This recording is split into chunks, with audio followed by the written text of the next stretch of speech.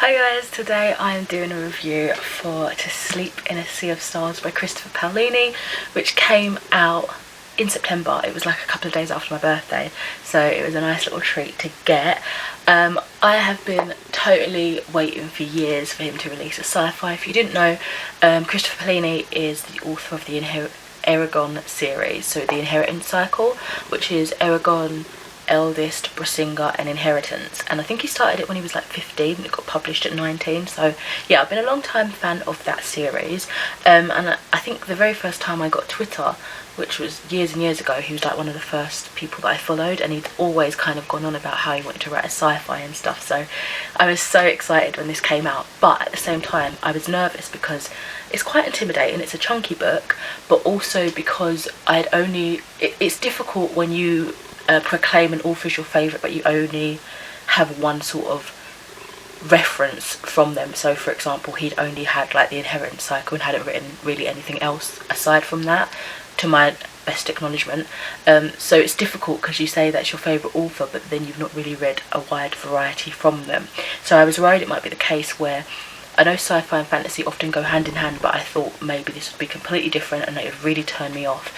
I'm glad to say that wasn't the case. I ended up giving this a 4 stars. So this is like a space opera, drama, war book following our main character, Kira Naveras. She is a xenobiologist, and in this world, in this story, Earth has already colonised quite a few different planets in the galaxy, and as a xenobiologist, I believe her role is to kind of accompany different, I don't know, what would you call them, different companies going on to colonise different planets and testing to see like the plant life, if it's habitable basically, and as a xenobiologist she kind of looks into the breakdown and aspects of different things on that planet to see how it works, I guess. That might not be the best explanation of her job, but that's kind of the general idea of what I got from it. Anyway, she stumbles on this, what would be called an alien artifact, and basically her life changes. Not necessarily for the better, but a lot of stuff happens, and it's a massive book. It spans, I think technically it goes for a year, if I remember the timeline properly. But yeah, there's alien war, there's war within humanity, there's a little bit of romance, and yeah, it's just so much. It's just a really epic space opera saga sort of thing. So I actually read this as a buddy read with 2 girls on Instagram, Lexa Wendy, who's got a booktube channel which I'll link for you, and Leonie Reads. I don't think she does booktube, but she's just got like her Instagram. And we read it from, I think they might still be reading it as the time I'm filming this, so it was just a chill kind of, I broke up roughly what chunk to read in which week or whatever, but it was really taking it at your own pace, whatever you felt comfortable, because obviously life gets in the way. But we were reading it from November to December, and yeah, 2 months. I felt like it was super motivating having people to kind of talk to about it because it's such a big read, and I think knowing I had that support helped me get to it far faster than I would have done otherwise, even though I was really excited for it, and made me get through it faster. But as well as that, the pacing was there. I think everything that I like about Paolini's writing style and just technique was still in this. It might have developed as things does with time, but it was still the general basis of the style that I am comfortable with from him. The pacing, the little bit of humour interjected in there, and yeah, just everything kind of flowed nicely. The only things that I did struggle with was sometimes it felt super heavy in the sci-fi. So this is like proper high sci-fi, I would say, and it's not a genre that I dip into too often, but the fact that I loved it, even though like despite the issues I had, shows you like a testament to his writing style and stuff. But it was like really sciencey, really heavy, and there were quite a few instances where I was like, I don't understand what that was. I read over it a few times, I was like, I don't get it, but I found it didn't alter my enjoyment of the story overall.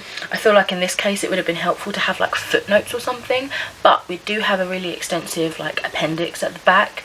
It's just that I didn't really think to look at the back for the first like third or so of the book, but then after that I was flicking through the back and it was really helpful. There was so many terminology, because it kind of just throws you in, like Earth has already colonized quite a few planets, everything's kind of already established, so there's a lot of terminology and timeline and stuff that has already technically happened, even though we're just seeing this world for the first time.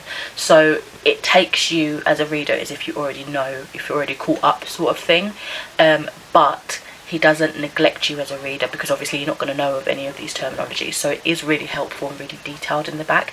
It obviously just takes away from the flow a little bit, because you're having to stop and be like, I don't know what that means, and then refer to the back, whereas I think if it had footnotes it wouldn't have felt as detached in that way, but still it was generally helpful, you know? There was a little bit of an Easter egg in here in terms of a character that shows up from his other series, which I kind of thought it was, and then I got confirmation at the back and I was super happy about that.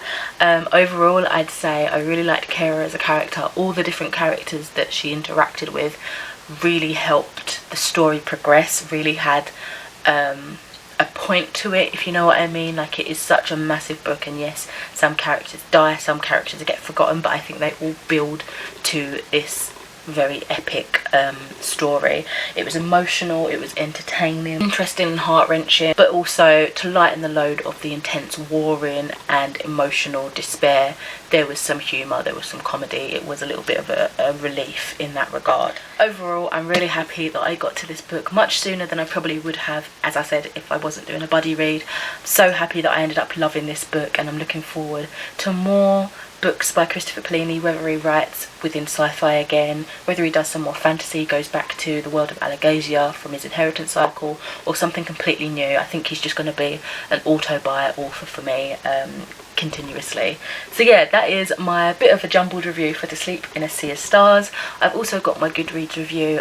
My profile's always linked in the description if you'd like something more cohesive and written, you prefer to read reviews. But yeah, if you've read this, do let me know what you thought about it, especially if you come from a perspective of someone who reads a lot of sci-fi. How did this kind of rate for you? And also, if you're more like a newbie into the genre like me, how did you find it? Was it too much? Was it too intimidating? Or could you get on board? And had you read his previous books to kind of understand his flow and way of words and stuff? Yeah, I'd love to know. Thank you so much for watching, and I'll speak to you in another video soon. Bye.